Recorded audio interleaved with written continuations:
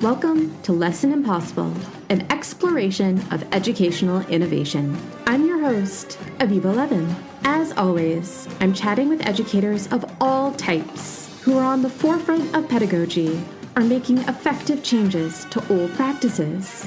Your lesson, should you choose to accept it, is to consider a new resource, Classcraft, an app that fosters social-emotional development and personalized learning through gaming principles. The resource specialist assigned to help you with this task is Shawn Young.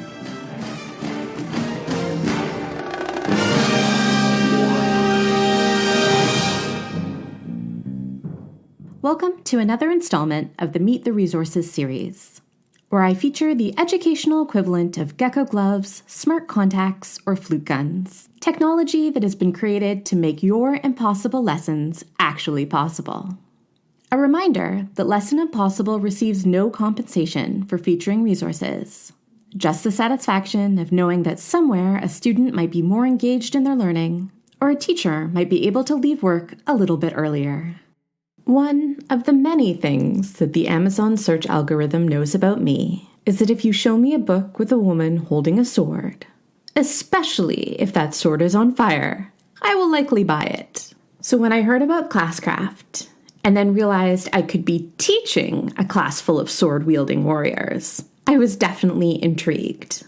Of course, there's more to this resource than just creating avatars, and Shawn was willing to talk to me about the innovation he originally created for his own students, which has grown to be used in over 160 countries worldwide.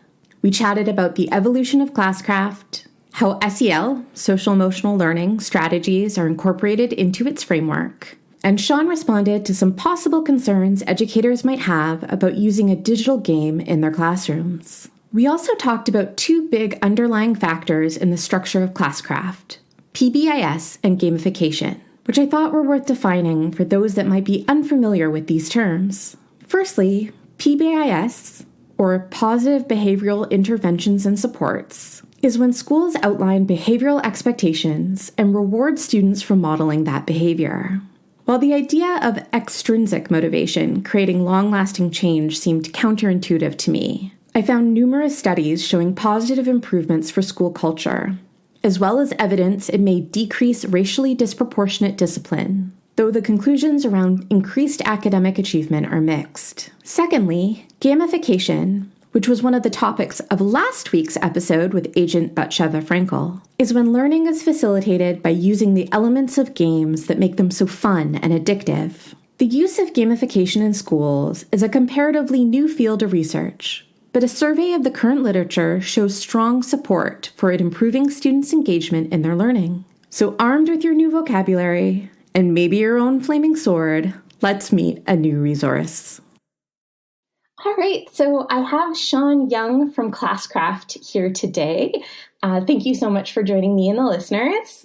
My pleasure. I'm so glad to be here. Thanks for having me. Maybe just start off with a brief description of what is Classcraft and how is it a resource for teachers? Absolutely. So just in way of background, my name is Shawn Young. I'm the CEO and co-founder of Classcraft, but I was before that was a teacher in the classroom for 10 years. I was also an instructional coach and a pre-service teacher, and I built Classcraft in my own classroom to build a sense of community in my students. I was teaching AP Physics and really wanted my students to see meaning in school, but also connect to one another more deeply and just generally feel more motivated. Classcraft is really that. It's a platform that, in an approach really, that uses the culture of gaming and the mechanics of gaming to allow teachers to rethink their classroom in a way that drives intrinsic motivation for learners. So in Classcraft, kids will have avatars and they will earn points and they will level up. And they earn points for a variety of things, but mostly for exhibiting positive behaviors. So people that are familiar with PBIS will understand immediately, good behaviors, net dollars. Well, in Classcraft, it's a little bit different because the points aren't the reward. The progress and leveling up and unlocking powers and helping your team, these are all the rewards, the same types of intrinsically motivating rewards that we see in video games. I loved this idea of being able to wave my wand and say, points to Gryffindor. which has always been a dream of mine. But it seems very much like that house with the points and being connected and having an identity around a smaller team within a larger team seems to be on the same track there. Yeah, exactly. And honestly, I think that like when we look at Harry Potter and what they're doing, it's a pretty competitive experience. And in Classcraft, we've really looked more at the game-like experiences that exist in, say, MMORPGs like World of Warcraft, for example, which aren't that competitive. It's more about team building and working together as a team to defeat a dungeon, defeat a monster, and that's really how we're approaching it here. But you're correct in saying that teachers that use Classcraft can definitely have that same feeling of you get 100 points and you get 100 points, and really that's best practice, right? Because when you think about it, how do you get kids to change their behavior? There's a ton of research that shows that positive reinforcement works a lot more effectively than negative reinforcement, and that we should actually be doing a lot more of it than what's happening in classrooms. And so Classcraft in a lot of ways is a high five system. Like, hey, good job, here's a high five. What we do is we make the high fives digital and we make them meaningful, because games now are the predominant form of culture for young people all over the world. It's not just a fad. It's literally, in 2005, games overtook film as the most popular grossing cultural medium. And so for 15 years, the predominant cultural medium has been games. And that's, for the entirety of the lives of kids that are in K-12 today. So I was wondering if you could walk me through. I'm a teacher that hasn't used Classcraft before, and maybe I haven't even really integrated technology too much into my daily lessons. How would I go about reconfiguring my idea around lesson planning or day planning when I integrate Classcraft in? So the first thing to consider is that Classcraft is a toolbox of different elements, different pieces that all work together to make your classroom feel like a game. But what that means is that you don't have to do everything or use everything until you're comfortable. And so at the very minimal, smallest experience of what Classcraft can be, it's give kids high fives, as I was saying. So for a teacher that isn't very tech savvy or is overwhelmed, all we're asking you to do is press one big yellow button and give kids what are called experience points. You may not know what experience points are. It doesn't matter. Kids know what they are. They know that it levels them up. It's like that in so many games. And so I define behaviors that you want to see in your classroom. In some cases, it's just classroom management type behaviors like participate well or stay on task. But we've actually created a whole set of different standards for different contexts. So for example, in distance learning, one of the big challenges we have in motivating and engaging with kids is they don't know how to be good distance learners. We've never taught them that. We've taught them how to be good brick and mortar students. And so in Classcraft, we'll have pre-made configurations where you'll get points for showing up on time to a video lesson or connecting with other students to do coursework, contributing to your learning community. So basically what we're able to do is help teachers define a set of behaviors and then just give kids points for that. That's it. Now, as you grow comfortable with the platform, there's a lot happening under the hood. So kids are leveling up. They're unlocking pets. They're unlocking gear for their characters. They are unlocking powers like being able to hand in homework late, eat in class in a traditional setting. So things that allow them to have more control over their day-to-day life. If you want to go beyond that, you can start using different tools that we've built in to do things like start your class every day with a random event. And random events will be things like everybody has to speak like a pirate for the rest of the class, or everybody has to say meow at the end of their sentences, or everybody has to call each other my lord and my lady for the duration of the class. They're filled in the platform, but you can create your own. You can have students create them. Another example is there's a system called Kudos where kids can give each other points by writing each other nice messages. The teacher vets them, and once it's approved, both kids get points for receiving a Kudo because they exhibited positive behavior, but the other one for seeing it in others as well.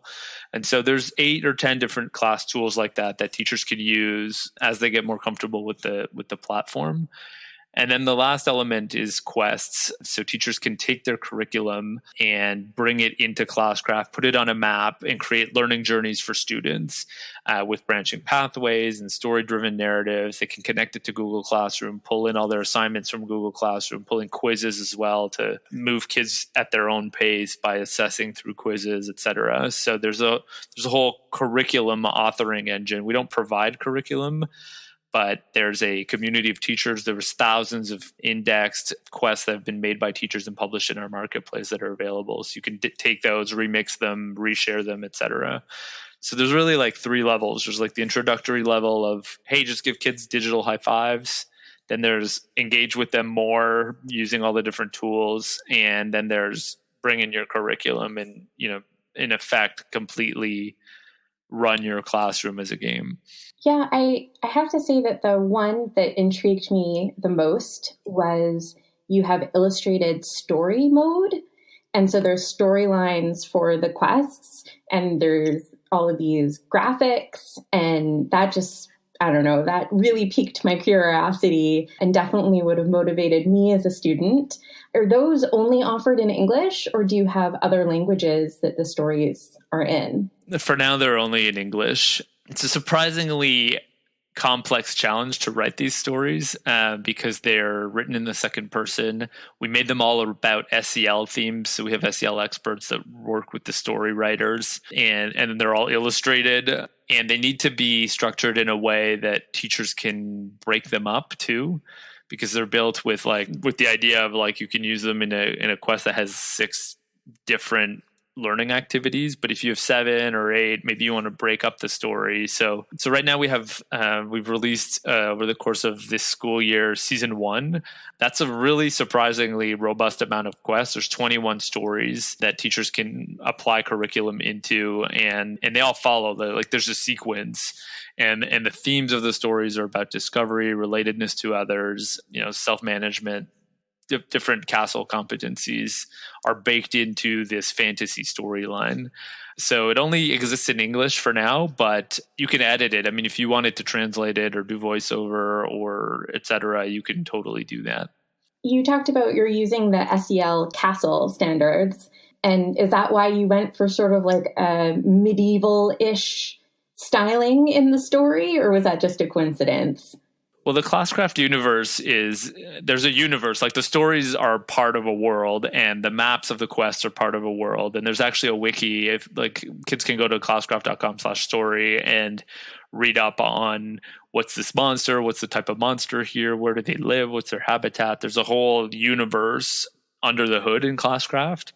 And at the outset, we picked a fantasy theme for multiple reasons. The first one is fantasy themes give you a lot of creative latitude. You can create whatever type of monster you want. You can create worlds, and there's no, you're not attached to, let's say, reality. If we set the universe in, I don't know, 19th century London, well, that's a pretty constrained universe. The second piece is just cultural relevance. When I was growing up, I was into fantasy, but I was a nerd.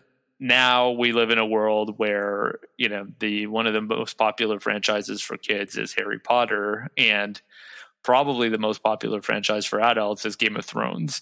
Fantasy is not fringe anymore. It's totally mainstream across all age groups. It also allowed us to create a broader set of diversity of characters. We care a lot about equity and diversity at Classcraft. Games are tremendously equitable medium because of access, but also because you can represent yourself in games pretty easily.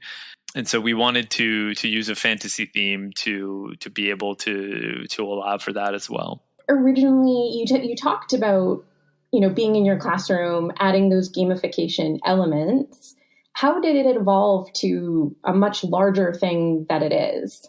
Oh man, that's quite the ride. What happened was while I was teaching, I was also a freelance web developer, an app developer, and was working mostly with my brother, who's based in New York City. And so he's a creative director. He would get us big clients, and he'd built his own boutique firm over there and was hiring me to do programming work. So teacher by day, programmer by night. And over that same 10-year period where I was teaching, we worked for clients like Chanel for 3 years, building all kinds of interactive websites and applications for them. And so when I had the idea, I already had the chops to just build it, and it was really just going to be for myself. I mean, as a programmer teacher, I'd already built tons of tools for myself. I had a tool to like grade faster. I had a tool to like hack into our SIS and input student comments faster. I was like saving myself lots of time. And so I had the idea for Classcraft, just built it. It was a very bare bones versus what we have now, of course. Didn't even have graphics. Looked more like a interactive spreadsheet than, the video game like experience that it is now. And after 3 years of that, I was like, wow, this is really effective. Like I'd been tweaking it with my students, and it had really transformed the way they related to the class. And so I'm like, I'll just make a little website so that other teachers can, be inspired and maybe make their own game. And the day that website went online, 130,000 people came to the website just overnight. It started trending on Reddit. And so there's a ton of traffic.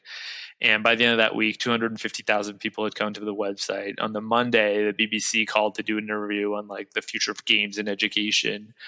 And it was just like, oh my God, what's like this thing's blowing up? And people were like, how do I download your game? I'm like, you can't. There's no company. There's no like, this is just my own thing. You needed to code lines of code to give kids points. I'm like, there's no way another person could actually use this. And so we, fast forward a few months, my brother Devin and I, we by then had like 20,000 teachers on a waiting list that wanted to use the platform.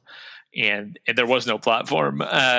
So we got a grant. I'm based in Canada, so we got a grant from the Canadian government and started the company. So fast forward 6 years, now we're working with 8 million kids. We're in 165 countries. We're working all over the United States. Obviously, COVID has made more evident that we have a motivation crisis in education. It's always been the case, but in distance learning, if kids aren't connecting to online activities or participating, that's a proxy for attendance, really. As we're going into this next school year, we're really anticipating that we're going to have a huge crisis of mental health and student engagement. In that context, a lot of people have been coming to us to help them think about what effective distance learning looks like. What does healthy, motivating, and fun distance learning look like, which is not something a lot of people have many answers to right now. I was wondering if I could run by some critiques that I can imagine some of my colleagues having and what your response to those would be. All right, bring it on, Aviva. So the first would be that, do we really want to give kids even more screen time, even more focus into an imaginary world when, there's a crisis where their eyes are going to turn square because of all the iPads they're looking at? I think that's a valid concern. I mean, I think that we don't feel particularly a part of that problem because Classcraft is not a video game. It is not a 3D experience that kids go through. And in fact, we even have schools. We have schools in Madagascar, for example, where the kids never log into Classcraft and they're still playing Classcraft. The teacher just has it up on a projector and is running the experience themselves. The whole point of Classcraft is to impact real life. Like, how do you get points in Classcraft? It's by doing things and showing up in real life, right? You get points for participating, for showing empathy, for doing your work on time, for being respectful to your peers. These are not things that happen in a video game or on screen time. These are things that happen in real life. Now, what we are doing is taking the culture of games and the design of games that foster intrinsic motivation to get kids to care about doing this in real life. Ideally, they would already care, but that's not the case. We need to design experiences where they feel self-motivated to be better learners, and using the culture and mechanics of games is a really effective way to do that. That said, I'm kind of bypassing the question by saying, hey, we don't do more screen time. My personal stance on screen time is we do need to be concerned with it. On the other hand, screen time in and of itself it's just a medium. I mean, I read a novel every 3 weeks, probably. I haven't read a paper book in a decade, but I'm reading more books than most people I know. Is that a problem? Another critique we see of screen time is, kids are sedentary when they're on a screen, but that's a values thing, because when we look at similar experience, let's say reading a book, hey, my child spent 3 hours reading a novel today. Would any parent see that as a problem? Probably not. They'd be like so glad that their child is reading. And in fact, that's just as sedentary an activity as playing a video game. We value different sedentary activities differently. I don't think the medium is the problem here. The issue is, what are kids doing on screens, and how do we value those activities versus other activities? You've already, I think, touched on my next thing, which is about, the technological divide that is usually based on home resources that students have and what they can afford in terms of technology, or what their school district can afford. You've mentioned that there is a way to do it when only the teacher has access to technology. So, we designed it that way in the first place. It's only later that we added features where, kids would have lots of things they could do logging in. But the initial design, when I was using it in my classroom for 3 years, kids didn't even have accounts. Like, it was just, I was running it. So, because ultimately Classcraft is about pedagogy, not about technology. I think that we quite often EdTech is built technology first and pedagogy second. But Classcraft is very much pedagogy first. And so what we're concerned about, what are the reactions between students? How are they relating to one another? When you build a tool like Kudos, what you're thinking about isn't how do I get technology in the classroom, or you're not thinking with like, oh, technology is so great. You're saying, how can I get kids to write each other messages and celebrate each other's success? And that could be a paper-based activity. And in fact, we did it in our own company between our staff on paper for a long time. It just happens that it's easier to manage digitally, but we're very often designing with the intention that a lot of the stuff can happen without kids needing to access their device. That said, I think that access is an issue, and I think that there's definitely an equity problem in terms of access to quality devices through quality education, and it's our role.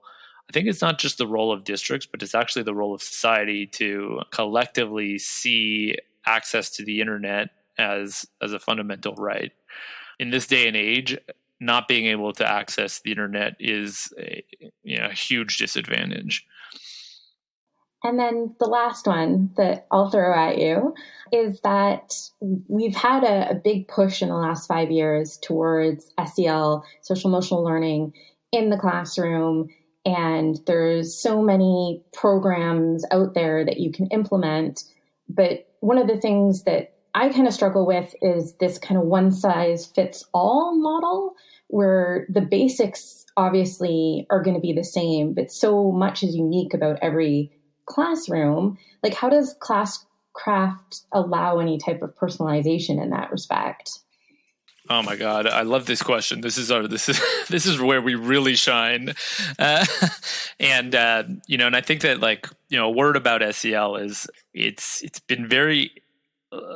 It's been used a lot, that term, and is pretty loosely defined. There's a lot of different frameworks and a lot of different approaches to what SEL is. I'm part of the global collective for UNESCO in terms of using SEL and digital tools. So we've been working recently on even coming on to a consensus worldwide about what SEL is.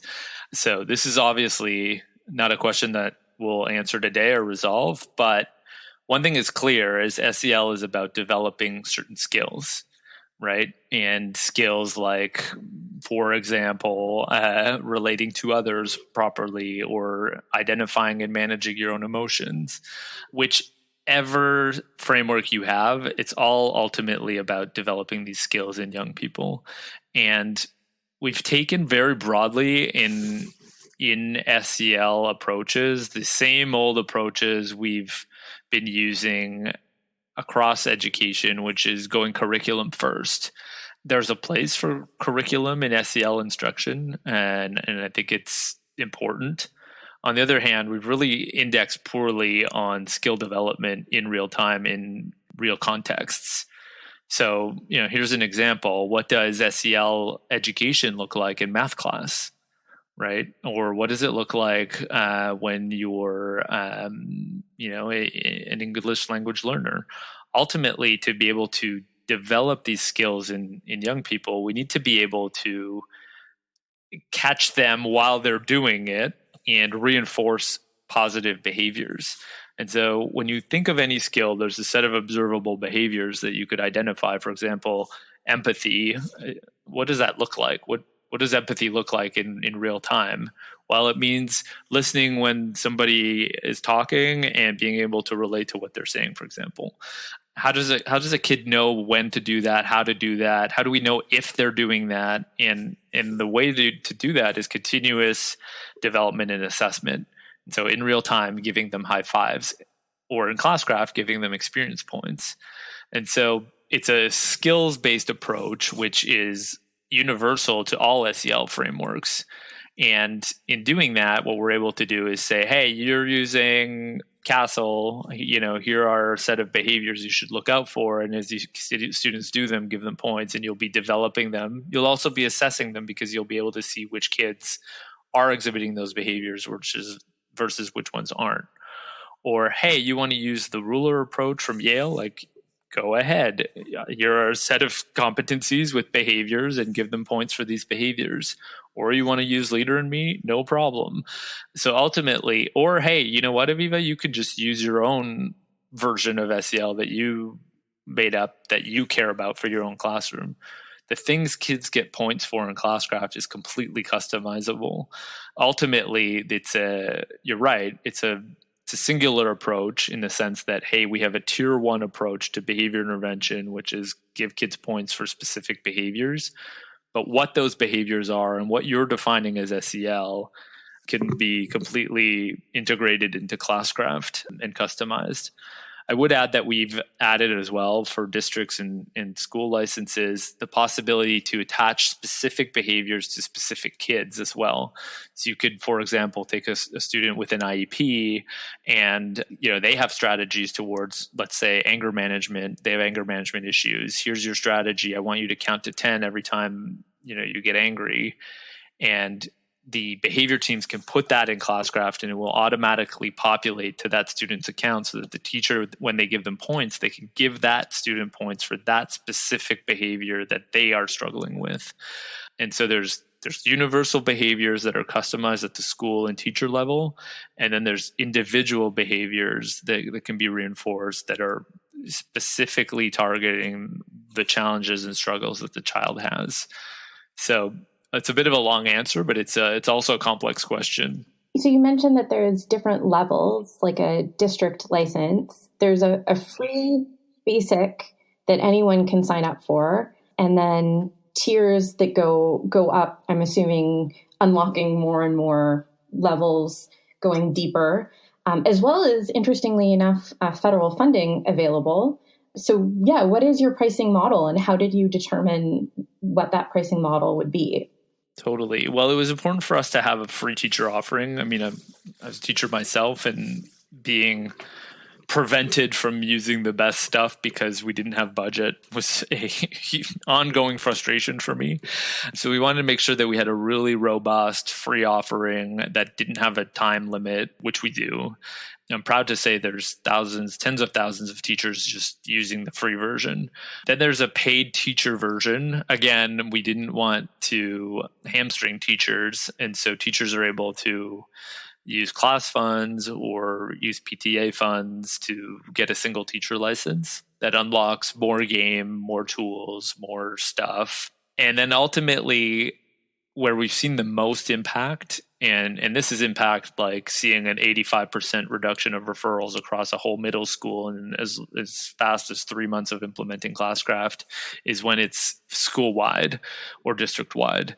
And so that's a per student price. And there we have, things like very simple rostering, connections with the SIS, data analytics for behavioral teams where they can see which behaviors and identify students that are at risk. We have ready-made configurations that populate straight to all the teachers. So it really takes out a lot of the configuration work that a single teacher would have to do, while at the same time ensuring maximum impact because all the teachers are giving points for similar things to the same kids. And so that's more of your vision of Harry Potter is when we're running it school-wide. Awesome. Well, that's all my questions. Is there anything that you wanted to add about Classcraft that you think teachers should know? Absolutely. A few things. First of all, you can sign up for a free account. Go to classcraft.com. Second of all, do not be intimidated by the game stuff. Even if you don't know much about games, your kids really do, and they will want to help you. Time and again, we have testimonials from teachers saying, I wasn't too sure, but then the kids knew all how it worked automatically, and then we just got into it. So don't be afraid to start, and start small. You don't have to do everything that's in Classcraft right away. Just give kids points, reinforce positive behaviors, define with them what your expectations are, and you will see change. It is incredible the level of excitement and motivation that kids bring to a classroom that's running on Classcraft. So don't be afraid to try it. Thank you so much for taking the time to share your resource with me and the listeners. I really appreciate it. Thank you, Aviva. I really appreciate being a part of your podcast.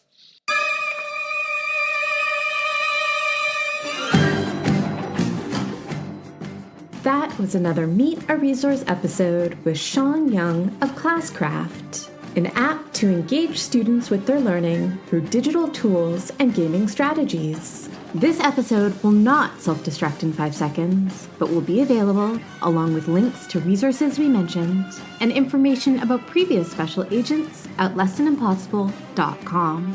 And if you like the podcast, please consider forwarding it to your colleagues or rating and reviewing it on your podcast listening app. This has been Lesson Impossible, and I was your host, Aviva Levin.